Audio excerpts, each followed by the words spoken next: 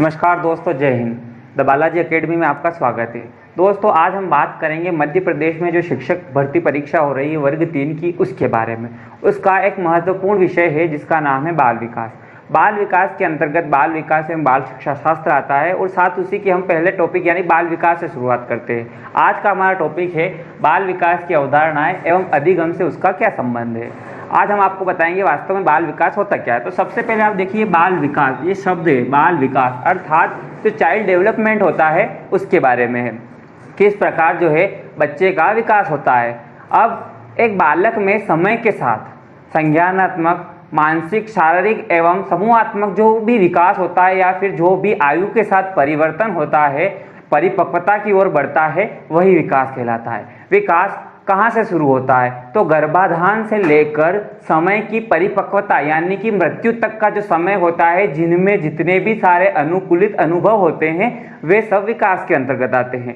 अब हम बात कर रहे हैं बाल विकास की, तो एक बालक के विकास के बारे में बात करते हैं। बालक के विकास में बहुत सारी अवधारणाएं हैं कि जैसे बालक का विकास शारीरिक होता है, मानसिक होता है, विकास भी होता है और उसमें अभिवृद्धि भी होती है। तो सबसे पहले हम बालक के विकास की जो अवस्थाएं पढ़ेंगे वो मुख्यतः आर्नेस्टाइन के अनुसार 4 अवस्थाएं दे रखी है। पहली अवस्था है शैशवावस्था।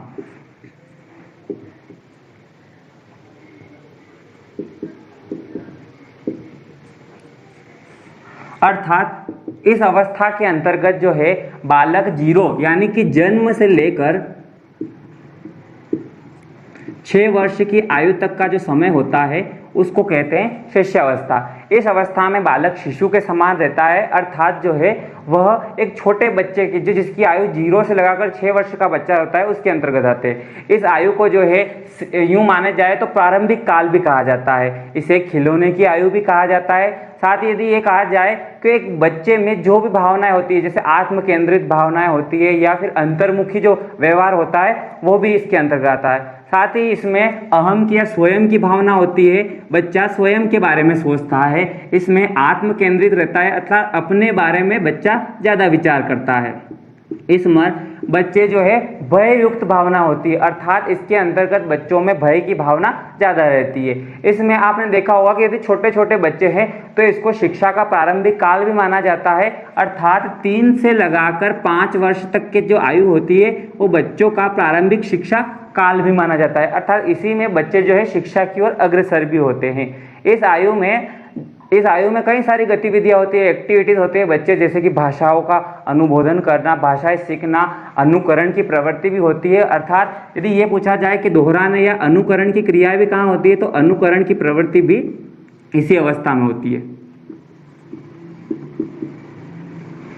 अब इसके बाद जो अवस्था होती है उसे कहते हैं बाल्यावस्था।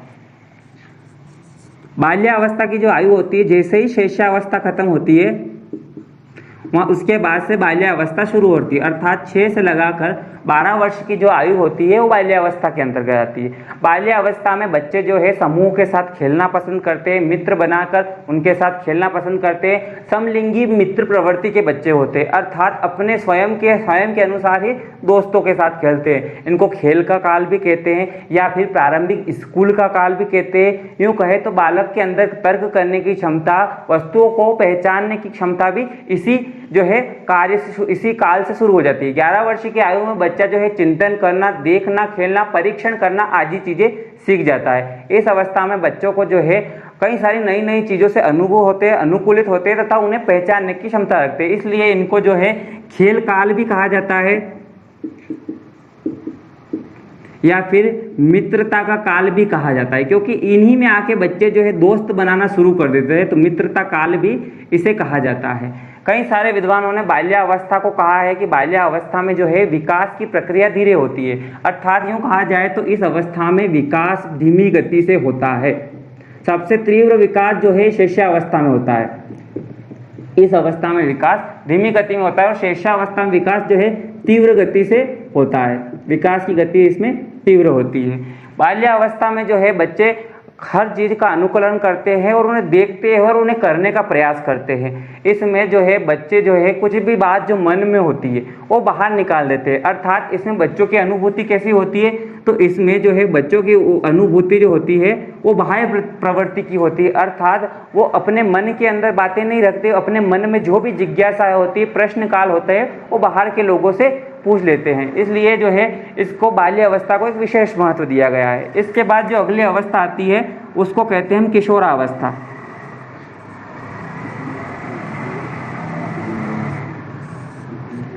किशोरावस्था, इस अवस्था को 13 से लगाकर 18 वर्ष के बीच में बांटा गया है। 13 वर्ष से लगाकर 18 वर्ष की जो आयु में जो बच्चे रहते हैं उन बच्चों की इस अवस्था को किशोरावस्था कहते हैं। किशोरावस्था अर्थात एडल्टसेन अर्थात परिपक्वता की ओर बढ़ना। यदि यूँ कहा जाए कि किशोरावस्था के जनक कौन है, तो किशोरावस्था के जनक जो है स्टैनली हॉल को माना गया है। स्टैनली हॉल बाल विकास के भी जनक है और बाल अध्ययन समिति के भी अध्यक्ष है। स्टैनली हॉल अमेरिका के रहने वाले हैं और उन्होंने किताब लिखी थी द बेबी बायोग्राफी, जिसमें उन्होंने शैशवावस्था के या बालक के विकास का भी उसमें वर्णन कर रखा है। अब ये बहुत चरम सीमा का काल है, अर्थात इस आयु में नए नए आयाम आते हैं। इसे उलझनों का काल भी कहते हैं।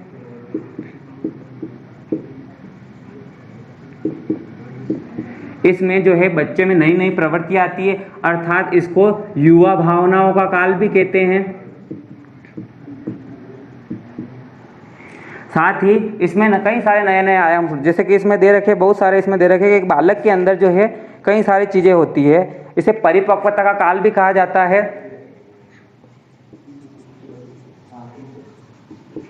अर्थात बच्चे मेजोरिटी की ओर बढ़ने लग जाते हैं। आपने देखा होगा कि जो 13 से लगाकर 18 वर्ष तक की आयु के जो बच्चे होते हैं इनमें कई सारे नए नए ऊर्जा आती है, नई नई चीज़ें आती है। ये समाज में कई सारे परिवर्तन लाना चाहते हैं। या तो किसी ये नायक या नायिका वीर पूजा, अर्थात ये नायक या नायिकाओं की पूजन करते हैं, या फिर किसी वीर या वीरांगनाओं का अनुसरण करते हैं। तो इस उम्र के बच्चे जो है या तो किसी फिल्म स्टार को जो है अपना आइडियल मानते हैं, या किसी जैसे भगत सिंह हो गए या कोई अपने जो कोई भी फ्रीडम फाइटर थे उनको अपना नायक मानते हैं। तो इनमें वीर भावनाओं का भी विकास होता है।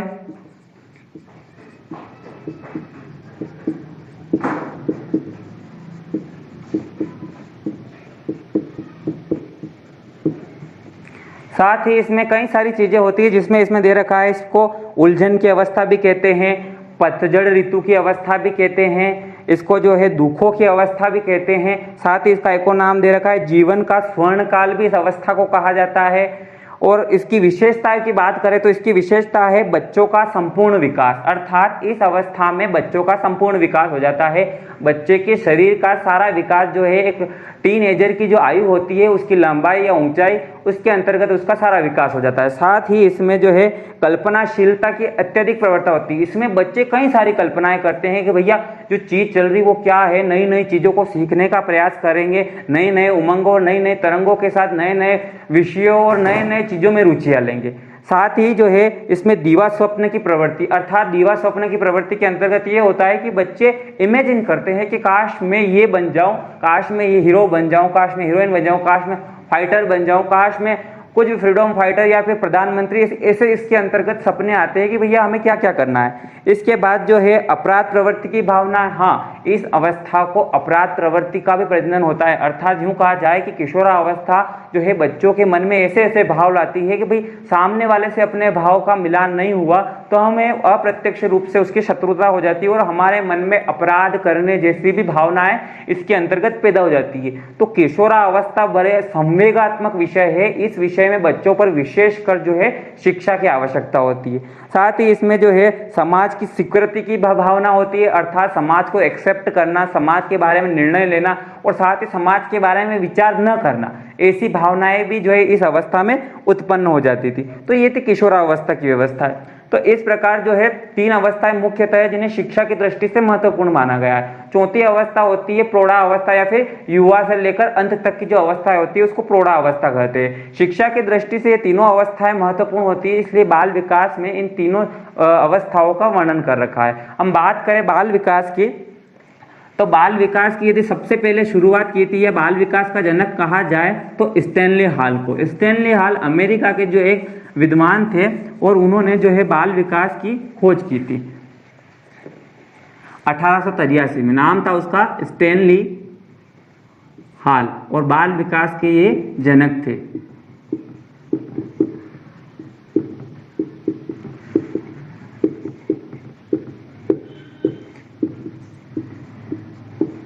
अमेरिका के रहने वाले थे। अब बाल विकास जो है मनोविज्ञान की एक शाखा है। अब मनोविज्ञान जो है 1890 में दर्शन शास्त्र से अलग हुआ है। बाल विकास किसकी शाखा है? तो इस शाखा का कहा जाए तो यह मनोविज्ञान की शाखा है।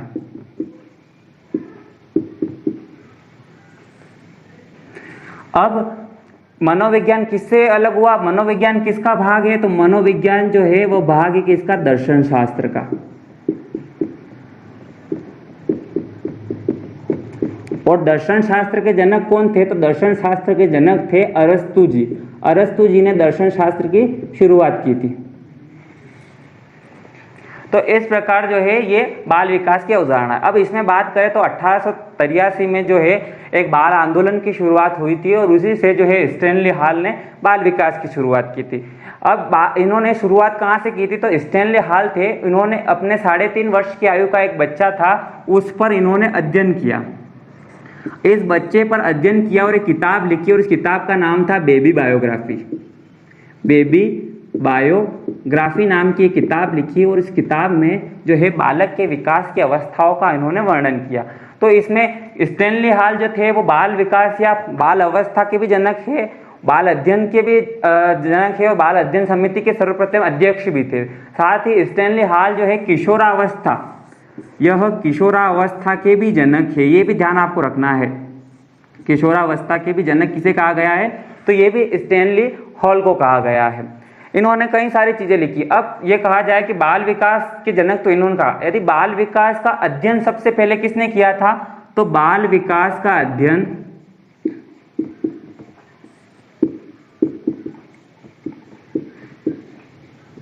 सबसे पहले किया था जेम्स विलियम ने।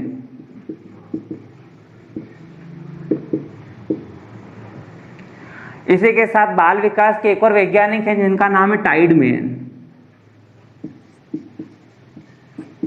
टाइडमैन ने भी अपने बच्चों के शारीरिक एवं मानसिक विकास का परीक्षण किया था। यदि पूछा जाए इन्होंने क्या किया था, तो इन्होंने अपने बच्चों के शारीरिक एवं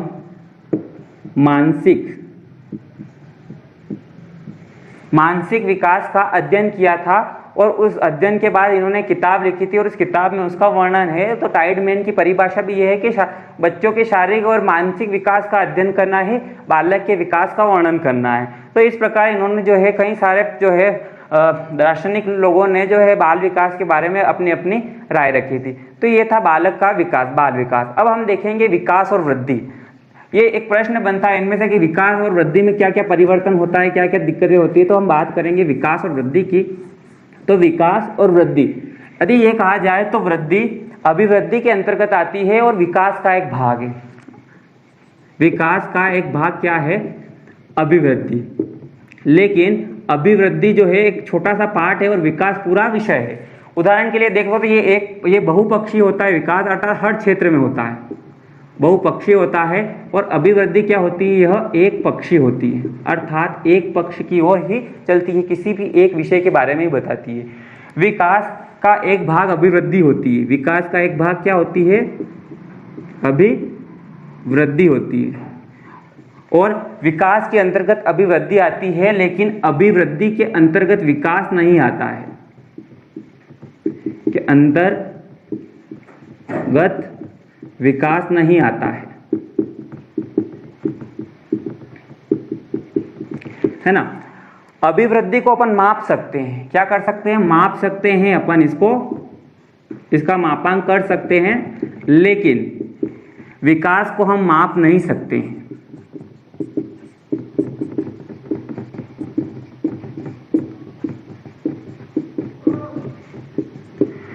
एक और महत्वपूर्ण चीज है, विकास जो है वो मात्रात्मक एवं गुणात्मक होता है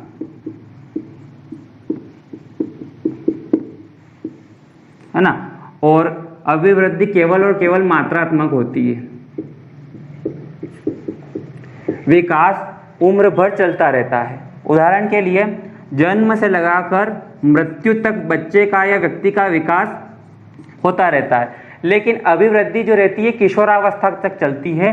जब शरीर की लंबाई बढ़ेगी तब तक जो है अभिवृद्धि चलेगी, तो यह किशोरावस्था तक होती है।